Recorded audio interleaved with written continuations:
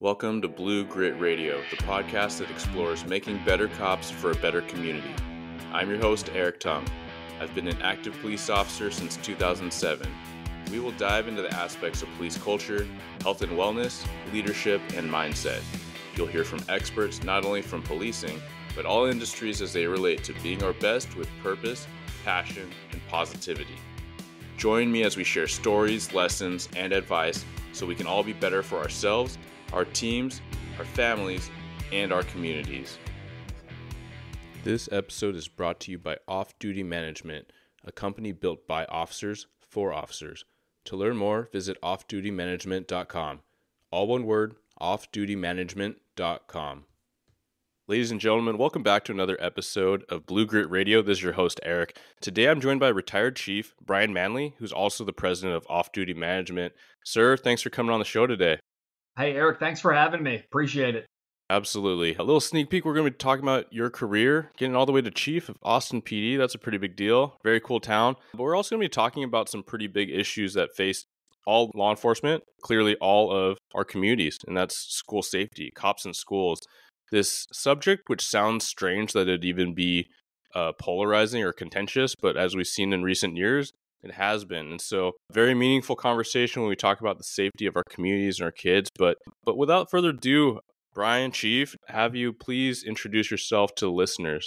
Sure. And we'll get the agreement underway right out of the gates, Eric. I'm going to call you Eric as long as you agree to call me Brian, because if we start going Commander in Chief, it's going to get old real quick. So, yeah, as you said, I had a great career. I spent 30 years with the Austin Police Department. I was the chief there my last 4.5. Austin is the 10th largest city in the United States. So I had the good fortune of having a very large department with a lot of resources, a lot of staff, and was able to run a lot of programs. When I was chief, the cornerstone of really the administration that I put in place was officer health and wellness. And I'm sure we'll have plenty of time to talk about that here today.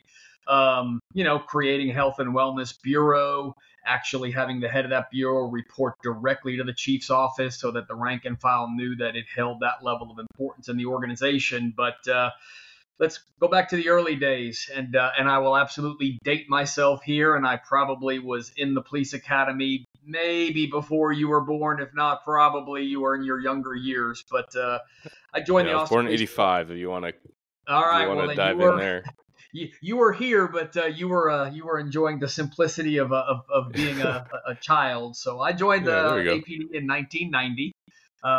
Really what led me into policing, I come from a family of mostly business folks. My dad was with IBM. I have 3 brothers. They're all in the business world. And I took a course in high school called street law.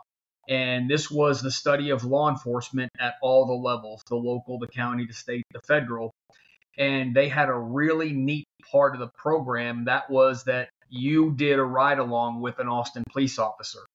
And so what I began as, let's face it, I was a junior in high school. I was looking for some easy credits. It sounded like a fun class. It turned out to be life-changing because I went on that ride along that night and of all things ended up on a homicide scene. And as you can imagine, back in 1985, that would have been, we didn't handle the scenes the way we handle them now with security and nobody in. I mean, I was right there in the scene where the decedent was and just in the middle of all of it and was truly just taken away by everything that they were doing and just the importance of all of it. And so fast forward years beyond, I went to college. My undergraduate degree is actually in finance, but I always knew I wanted to go into law enforcement. And so I joined APD in 1990 and again, 30-year career culminating as the chief and saw a lot of change, learned a lot of things and great career. And I have nothing but respect for the men and women who are still serving today because the times are, let's face it, the times are tough.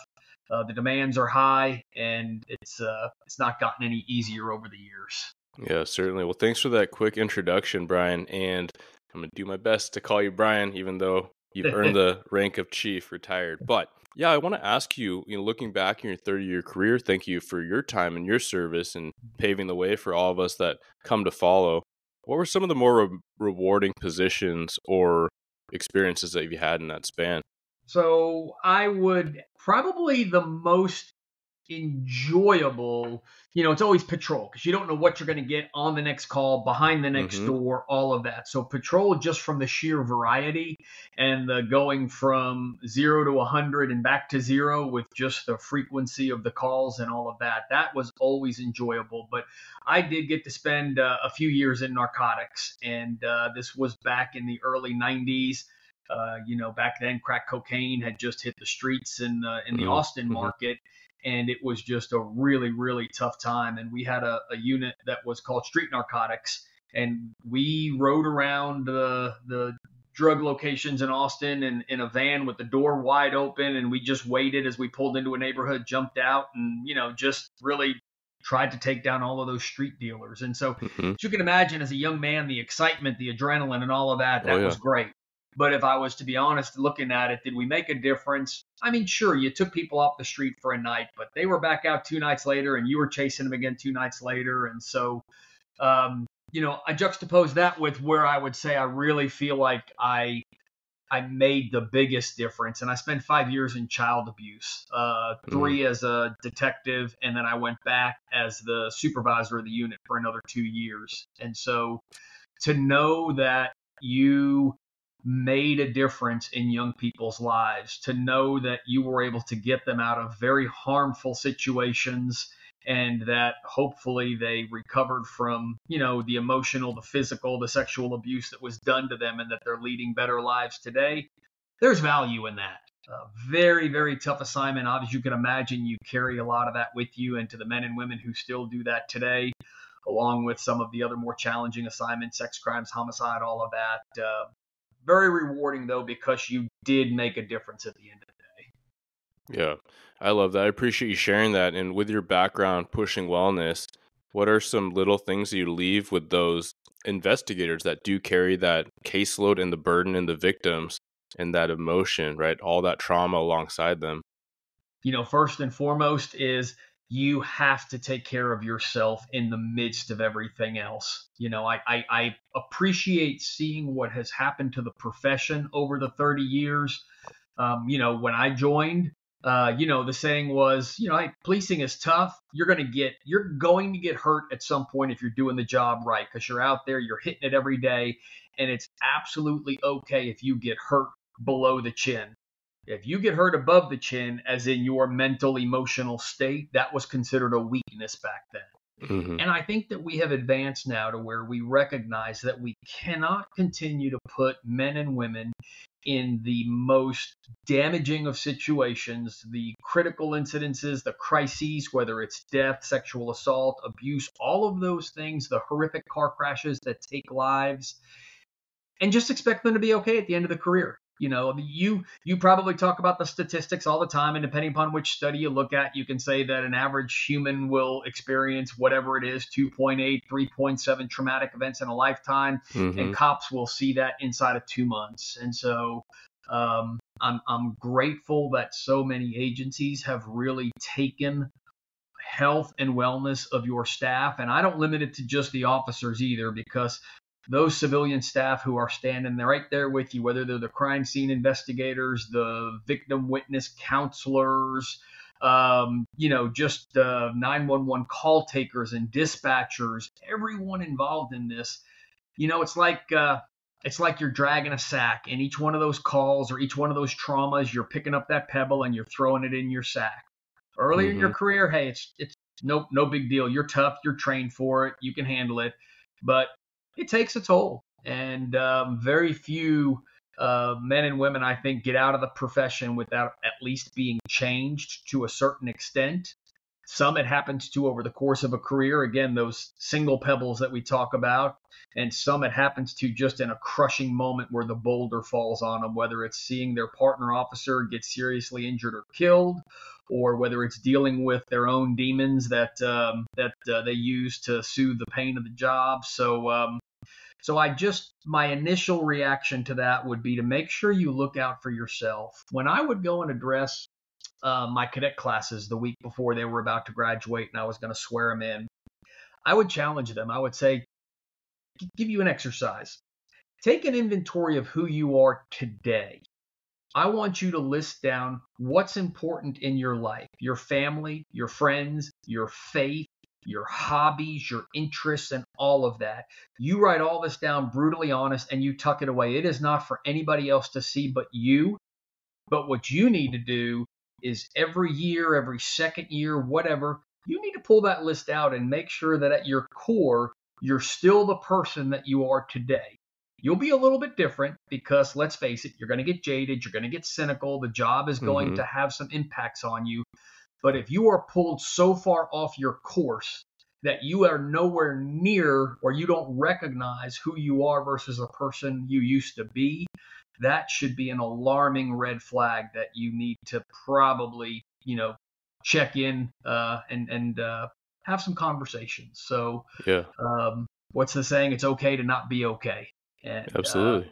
I think that the true weakness is in not raising your hand and asking for help, because there are systems out there if you avail yourself. My old agency, sadly, we just had a suicide. I guess it was at the very early part of this year, and it was of a retiree. Guy was well liked, and although I wasn't real close with him, I was close with a lot of people that were close with him. And there's some hurt feelings, some anger there that he didn't reach out and ask for help, because so many people would have stepped up. So anyway, Eric, really kind of a long answer, but the key thing is check in with yourself, make sure you're okay, ask for help, and then related to that, be that best backup for your partner and call them out on their BS when they're no longer okay, or you can tell that they're going off course.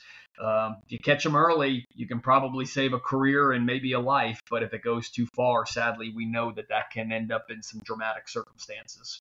No, yeah, absolutely. I appreciate you sharing all that, Brian, because it is a dive into these different realms where we can all take a piece of ownership. We all ought to take a piece of ownership for this piece that is wellness, right? Organizational wellness. And then in that, I love the metaphor of putting rocks in a bag, because essentially your own self-care, your care of others, it's ways to remove some of those rocks or make the bag stronger or make your back stronger, whatever, however you work that metaphor, but it makes it so you can sustain and endure this career for as long as you so choose, right? And I like putting it that way, where the duration of this career is different for everybody, and it might not be entirely up to us, but we can do all we can to build that resilient self. And I appreciate the examples you gave, whether it's peer support, personally, we talk a lot about on the show, working out, right? Nutrition, sleep, all these things to allow us to do the job the way we want to do it.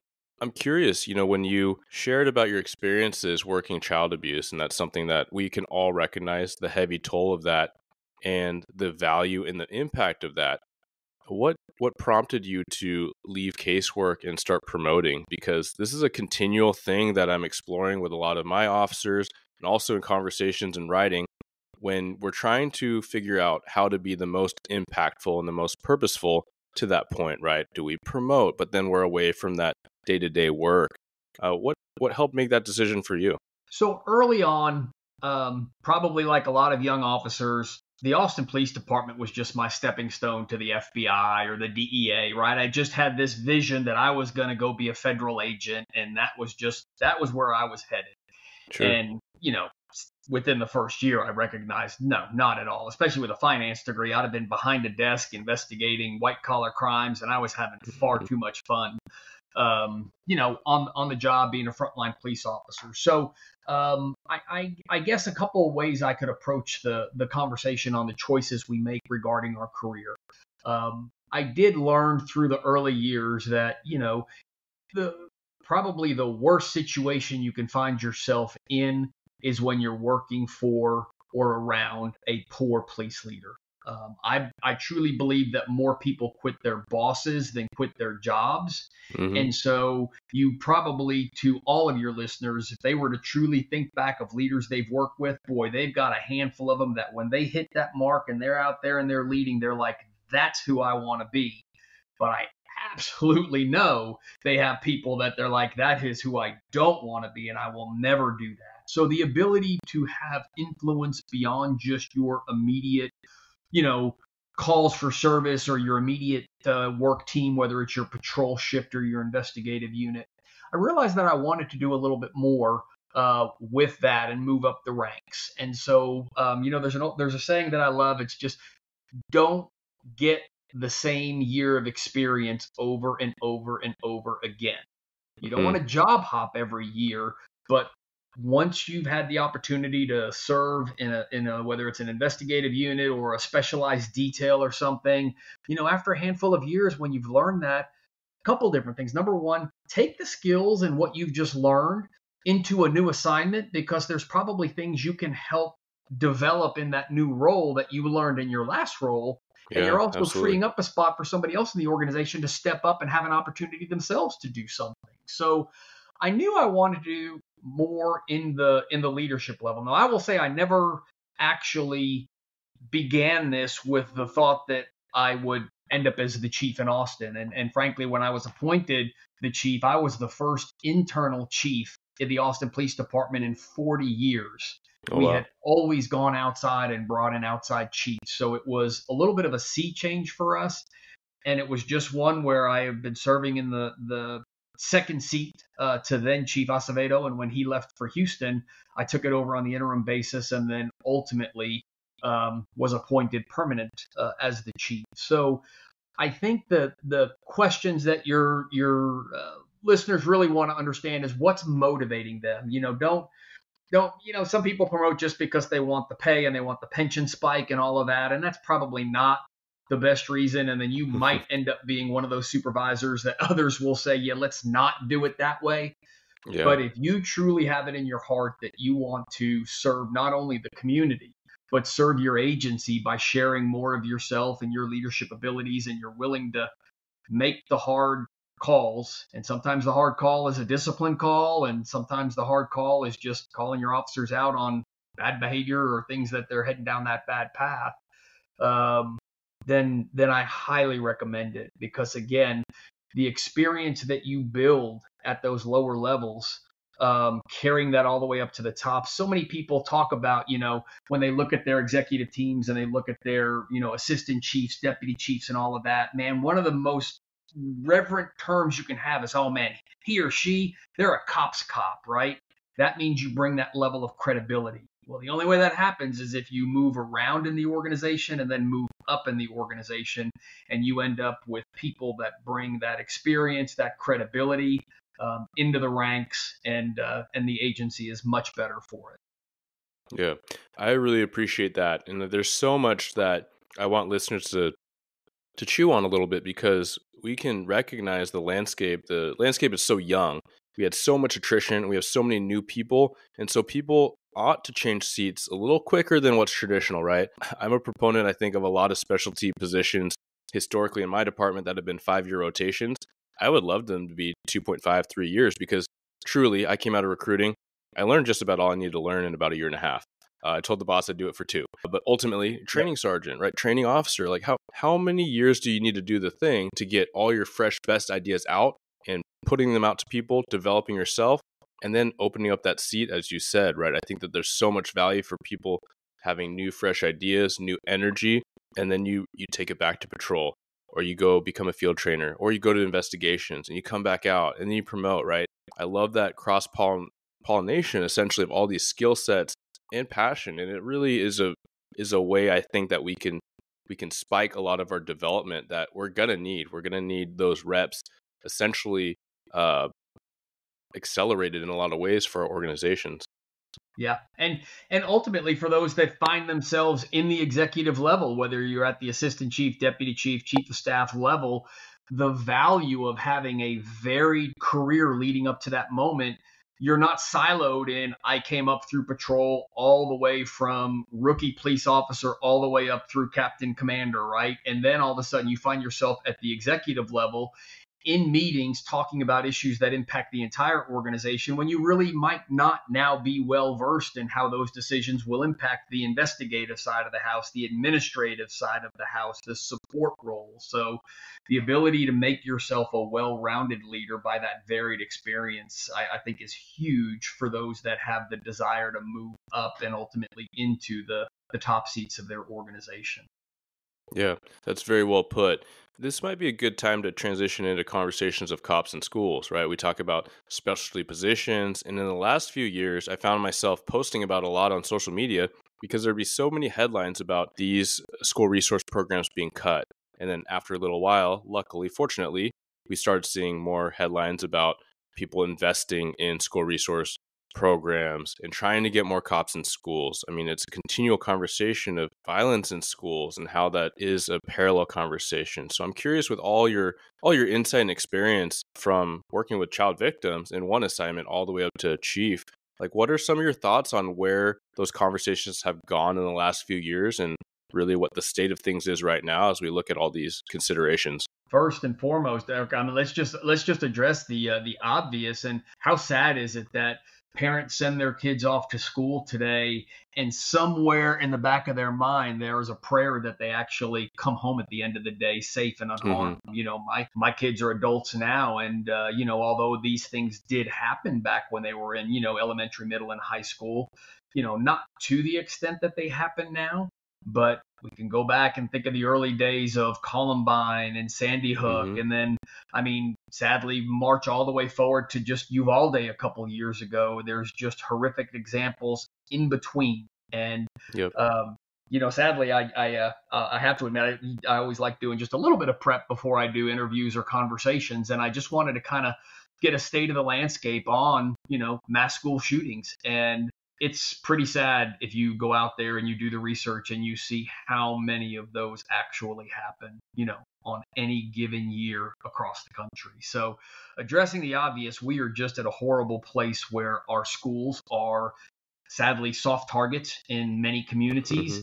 And how else do you truly strike at the heart of a community with more anguish and pain than a community's children? And so I think that, we've got a bad history in our country too of really giving way too much attention to the shooter.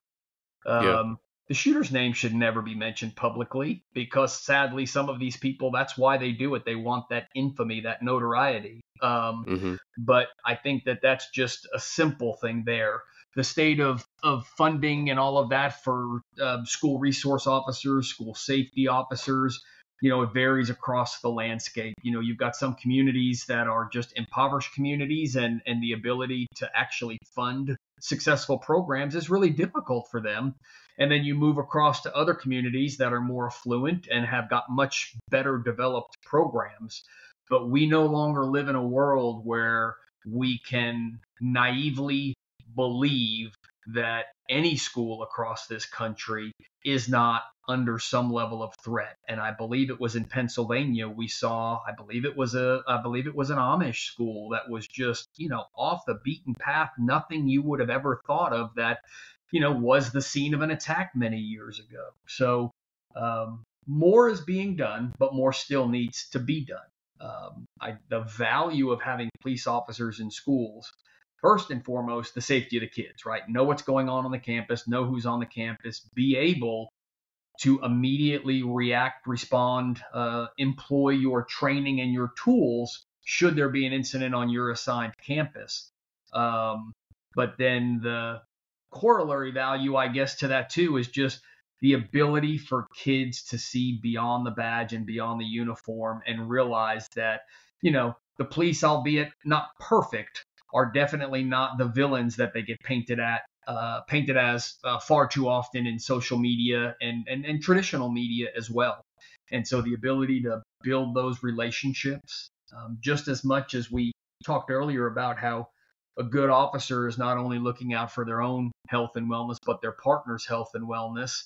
That school resource officer, school safety officer, if you truly get to know the kids in your school, you're also going to know the ones that are probably going down a bad path, whether it's a path that they're going to harm others or a path that they're going to harm themselves. And again, you have the opportunity to further live out your commitment to serving others and, public service. So I think that we're better. I think we see a lot here in Texas. I'm still in Texas.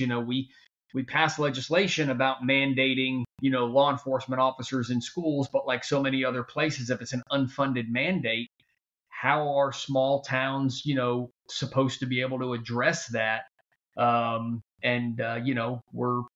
We're fortunate that there are other parts of the country where there are either state dollars made available or they're accessing federal grants and all of that.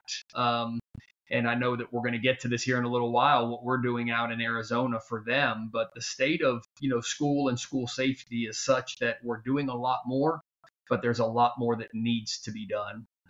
And that is everything from target hardening. Don't make these schools so easy to get into. That is the school safety officers, the school resource officers. That's the counselors understanding what to look for when they're talking to the kids, all the way to the other end of let's not make heroes out of those that do violence in our schools. They should be immediately forgotten and not talked about. Yeah, that's such a thing that is more relevant in discussions with the press, but also training in police, right? Like we learn that a lot of these copycats or a lot of these, violent would-be offenders, they idolize those that have come before, right? And so they look at their name, they look at their photo, they mimic a lot of this. And so the tangible thing is that if properly trained, school staff can see those things, right? They can see those things, work with officials, and a lot of times they're starting to see a diversion opportunities, right? Working with mental health counselors and law enforcement together. Right. And so I think that that's a really relevant conversation when we talk about cops in schools, because in this anti-cop rhetoric the last few years was just like, hey, these cops are going to ruin our communities. Well, these cops are here to protect. And I love how you said, hey, we're not perfect, but that is our base core driver. That's our base mission, is to protect the vulnerable. And ultimately, that's why cops are in schools. It's an extremely soft target that is in every community, and violence, mental health issues that prompt violence doesn't discriminate. So I love how you covered the span of really the things we ought to think about. Ultimately, I have all these visions of what the ideal school resource officer is, and it is the tactically proficient, fit, like kind of poster child cop, but also that extremely empathetic, extremely communicative, essentially like kind of a guidance counselor with a badge, the person that can hit it from both angles. And I really think that we should move as a culture to select for those top tier officers on rotation so that we are putting our best product out there, because the need is so high, critically high in the safety realm, but also in the community building relational realm, right? So kids aren't just seeing cops as the enforcers. Absolutely. And a couple things there, right? You get what you reward so many times, whether that's in law enforcement or in corporate America. And so how many agencies, when you go to the policy manual and boy, you see that officer looking sharp, standing tall, and they got their rack of ribbons on, and that ribbon will be for valor and tactical and life-saving, all of those, all very, very important. But do we recognize and do we have awards for those officers that are working in schools that have made a difference in a kid's life, that have saved a child from taking their own life, that have done all of these things? So again, I think there's simple things we can do that, maybe make that job more desirable to the masses that are, police officers right now. There's so much to be done there. And the critics are going to say, oh, it's a pipeline to prison. The kids, the cops in school means the kids are going to get arrested for things that you and I got sent to the principal's office for. Well, yeah, that's a valid concern, but just make sure you have policies in place that ensures that the kids are not getting arrested for things that they shouldn't be arrested for. Don't throw out the baby with the bathwater and give up all of the positives of having police officers in schools. Again, everything from safety to just building those relationships for those fears. Yeah, I love how you brought that up. And it's like, look at the good examples. There's so many locally. Like, it's not just my agency, but the agency next door. I know that the school districts are very involved with what they want the police officers' roles to be. They have their own security network, and a lot of times it is responding alongside, right? So it's a team effort. And a lot of times it's not referring everything to criminal charges. And that's okay, right? It depends on the individual district and the community. I think you put it so well when it's not just painting with a broad stroke. You don't have to throw out the baby with the bathwater. There's a very viable, great idea and resource. Let's just optimize it rather than discarding it altogether. Absolutely. So, yep, we just have a tendency to go from one extreme to the other instead of fine-tuning something with a scalpel that instead we take a sledgehammer to. Yeah, and we've seen that in recent years for sure. So Brian, let's talk about Arizona. What's going on there, and what are they able to do, or what have they been doing for schools? So you know what? Maybe Eric, if I may, let me talk a little bit about what we even do at Off-Duty Management. That kind of sets the table for the discussion on Arizona, just so that your listeners can kind of understand what it is that we do and then how we're doing it in Arizona, because Arizona was really a very unique opportunity for us that was separate and apart from what our mainline business is. And so this is not meant to be an infomercial in any form or fashion, and it's not meant to, to try and promote business. I'm all about promoting safety, whether it's officer safety or whether it's school safety. So when I announced that I was retiring from Austin PD, like most chiefs do, you give a window so that the city leaders can, start formulating their plan of succession on the interim level, and then as far as how they're going to approach, the permanent replacement. So when I announced, I actually got a call from the company Off-Duty Management shortly after I announced, and through a series of conversations that I had with the company owners and some of the leadership there. What started out as a conversation of just whether I would join the team and kind of, help build this brand resulted in me joining the team as the president of the company. And I've been the president there for 3.5 years now. And the elevator speech of what we do is we come in and we run all the off-duty operations for police departments around the country. Everything from taking those initial requests from the private businesses in your community that want to hire officers to work private security, all the way through the end, and that is paying the officers, invoicing the client, and handling all collections. So we come in and we have our own software. We spent 2 years developing that, and everything is based on an app on the officer's phone. So it's ease of use. You sign up for the jobs, you trade the jobs, you drop the jobs, you clock in, you clock out, all of that. One of the things that we do as well, we guarantee pay to the officers the following week. So we're paying your officers the following week for work they've done this week. Officers no longer have to worry about slow pay or no pay or anything like that. We take all of those burdens out. We have over 500 years of law enforcement experience at the company, folks like myself that are retired career law enforcement. And so we philosophically disagree with ever taking a penny from a police officer or an agency. I'm sorry, the officers are working the jobs because they need the money. And we've yet to come across that police department that has a budget so big they don't know what to do with it. So we provide all of these services. The thing that really won me over, though, Eric, was the protections that we provide, not only from preventing officers from doing harmful things like double dipping, working too many hours, all of that, but we come in and we provide a $15 million liability insurance policy that protects the officers while they're working those jobs, so that if they get injured, things that are not covered by the agency, like the slip and fall and all of that, typically if you end up going in and making an arrest that falls under color of law, the agency steps up, although we've seen times that hasn't happened. We just fill that gap also for when there's ones that are questionable. And then we also provide state statutory workers' comp. So the model and what the business was built for was really protecting officers when they were working all of those private jobs. And we're doing that for hundreds of agencies across the country, agencies as small as 3 officers and as large as roughly 3,000 officers and everything in between. We got approached. We're very strong in the Arizona market. We've got a tremendous number of agencies out there. And we got approached by the Arizona Department of Education because thankfully, they're doing things right in Arizona with school safety and really putting their money behind their mouth. And they have got a tremendous amount of grant dollars that they are making available to the schools around the state to put officers in the schools, because everyone realizes the safety that allows. As we talked earlier, some of the larger cities, they've got the means to do that. They've already got SROs assigned to schools. And then, of course, for the larger school districts, many of them have their own police department anyway, a police department for the schools. What we do is we fill that void and we cover all of their schools. And through our network, we are able to get all of those jobs scheduled in all of their schools using what we like to do is use the local officer, right? So if it's a school that doesn't have an assigned school resource officer or school safety officer, then obviously all of this is being done on overtime.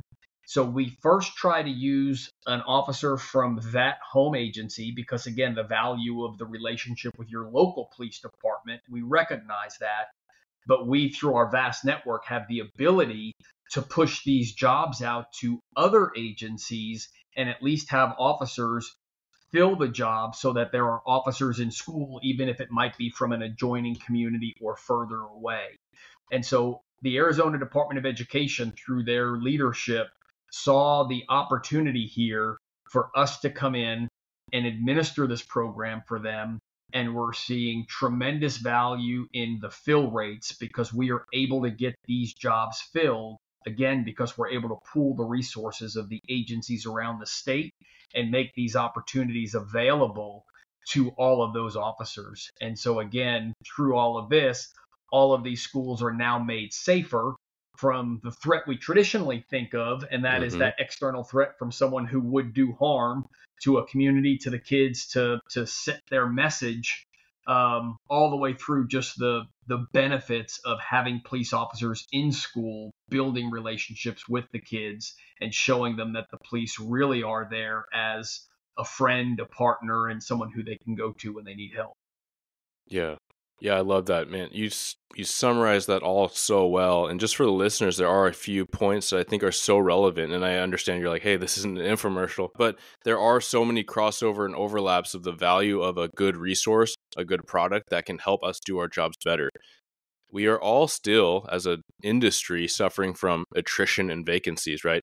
And so that hits on a couple levels. One is that as you're explaining all this, and I have a little purview into it from my administrative duties, different roles as sergeant and now the commander, trying to fill people for different details or operations or just general daily staffing.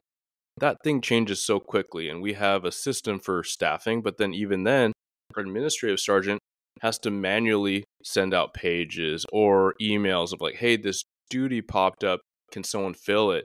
And I've seen him do it on his time off when he's out of town because he's trying to get something out for the membership, right? For the officers to have an earning opportunity.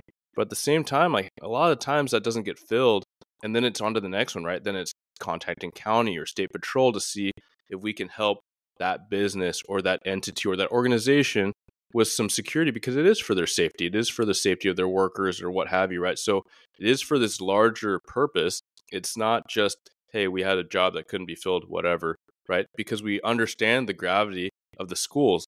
It's amazing that we have this support in Arizona as an example where they want cops in schools.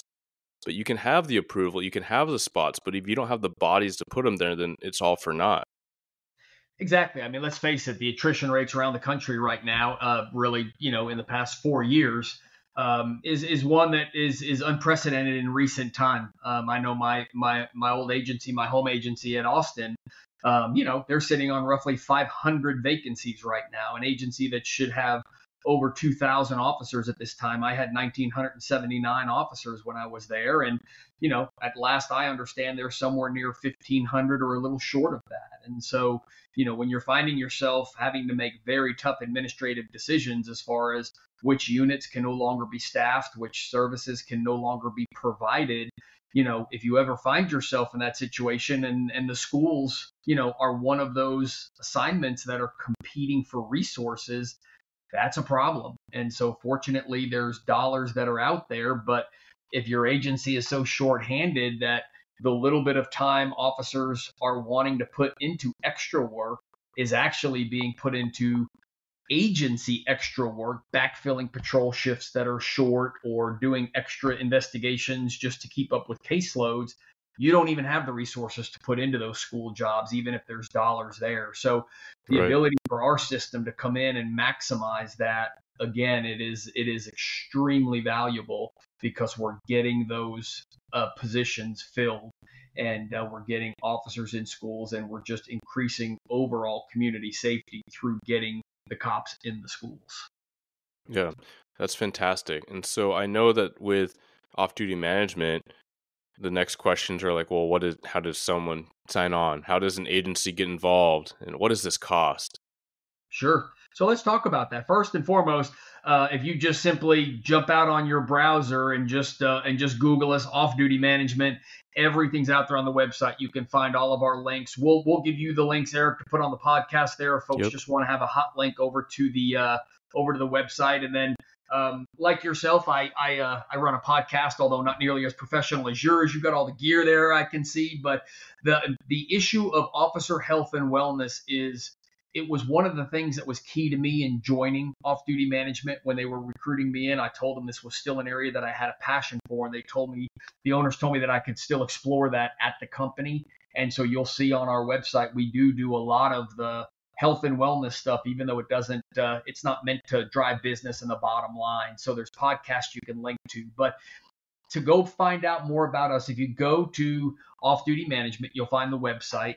We have, like I said, folks like myself, retired career law enforcement that are part of our business development team, and they are geographically located around the United States. And so that way we are in touch with all of the various law enforcement communities around the country, because obviously policing in the Northeast is different than policing in the Southwest. And so we've got experienced professionals that are full-time employees at off-duty management. And so we give presentations every single week throughout the week, depending upon the agency and where they're at. We may jump on a podcast, a webcast, a web meeting, and get to demonstrate our product and services and how it works. Or we may fly the team out there and give an in-person presentation to the chief and the command staff, showing them what a partnership with off-duty management can do for their agency. And again, you mentioned cost. It is 100% cost-free to the officer and the agency, and that is just something that we just philosophically believe in, that we're not here to take money away from cops. Being all retired cops, that's not what we're here for. We're here to better manage the program, to be that partner for the agency. We follow the agency rules. We just become their support staff, basically. We have an entire operations center that is 24/7, 365. It's staffed around the clock. It is U.S. based in a suburb just outside of Houston, Texas, called Katy. And so all of our agencies and all of the vendors have direct phone numbers into our operations center in case there's questions or anything like that they need. But I would encourage those folks, please just go to the website, take a look at what we're doing. Again, we're doing it for agencies as small as 3 and as large as 3,000. We're running, supporting NFL football games. We're supporting large outdoor multi-day concert events. We've done NASCAR races. So the system is built. There's no agency that can tell us that they're too small for us, and there's no agency that can tell us they're too large for us. The system is built to handle the load, and it's built by cops. And so it's very intuitive. It's easy to use. Again, we've had great success so far, and I would love the opportunity for anyone that's listening, to the podcast. Give us an opportunity to talk to you, because there are agencies around this country that I promise you the officers think they're protected when they're working that private job, because I am wearing the agency's patch, I am wearing their badge, and I am driving their car. Well, sadly, depending upon what happens, you may not be covered by their insurance, whether it be liability or workers' comp, and that's a lonely place to find yourself in the 11th hour when it's too late to do something about it. So, opportunity for your listeners to jump on the website, take a look, see what you see, and if you like it, then pass it on up the chain of command, get it to some of your decision makers. Again, a presentation's free. Just let us talk to you. And then we're so confident in our product that you don't sign any contracts with us or anything like that guaranteeing you're going to stay with us for a year, 2 years, 5 years. We just simply have a master service agreement, and the only thing is, if you were ever unsatisfied or not getting what you believe you want out of us as a company, we just ask for 30 days just so we can collect all the monies from the vendors that we've been floating to the officers. And so, we've got the highest retention rate in the industry, and we're proud of that. That agencies that sign on with us, they stay with us because we promise what we can deliver, and we deliver what we promise. So please go to the website, take a look at it. There's a couple little videos there that'll even kind of show you everything that we do there and how we do it. And then most importantly, reach out to us and give us an opportunity to come talk to you. Yeah, I love that. There's such a Such a deep dive, but also a great overview of the whole landscape. So that's offdutymanagement.com. And yeah, all the info is going to be in the show notes. It makes so much sense for the officer level to have those protections. I think we all recognize that working off-duty gigs can be a fantastic way to, to still be helping out and still be working and still be earning. But oftentimes it's in a more laid back scenario, right? It's an opportunity at these events, right, where you can do essentially some community policing, right? You can have fun. You can watch a little snippet of the game or the event and just have a good time with people. But man, what a hard place to be if you weren't appropriately protected. And every state's different, every policy is different. So I think that's such an attractive level for the working officer level. And like I gave a little nod to, managing logistics and operations, it's part of the administrator's job. It is time consuming. It is a headache. I would much prefer to be doing other things like working with my sergeants and talking to my guys, and just working on policies, projects, resources for wellness, right? So oftentimes it's like the vegetables I got to finish before I have dessert. So I can definitely see that from different angles. And I really appreciate your time, Brian. I appreciate your time coming on, explaining all these different challenges and solutions facing law enforcement today with your vast time and experience. I'm curious if I can selfishly ask a little bit about what, looking back on your 30-year career, and now you're working alongside law enforcement, with law enforcement, for law enforcement and public safety. What are some things that have been extremely helpful for you as you built your own health and wellness and resilience? Because it's something that I certainly see from my side of the screen, from a different part of the country, is someone that is truly purposeful and continue to bring that fire into what it is you do. So from the health and wellness perspective, Eric, first of all, I appreciate everything you're doing, because that's what's going to be the sea change, right? It's going to be those, leaders at every level in an organization that realize the importance of this, because whether you're the informal leader at the patrol officer level, all the way up to folks like yourself that are in command positions and executive positions, this is going to require the collective effort of everybody involved. And so, I always just make recommendations to agencies to look for some simple wins, things that you can do within your own resources. Obviously, are the easiest. That peer support team that's been around forever, but make sure you're doing it right. I mean, you get the one wrong person on a peer support team, and you've absolutely sabotaged any opportunity there. Find that person in your organization that just has that level of credibility, that the men and women of the organization trust that person, and get that person to be an advocate for your program. Win them over, get them to be an advocate, get them to be a participant, because that will drag more people into the program. The reality also is, with 18,000 plus police departments around the country, we know that not all have the financial or the staff resources to be able to do some of the things I was able to do. That's where those partnerships come into play.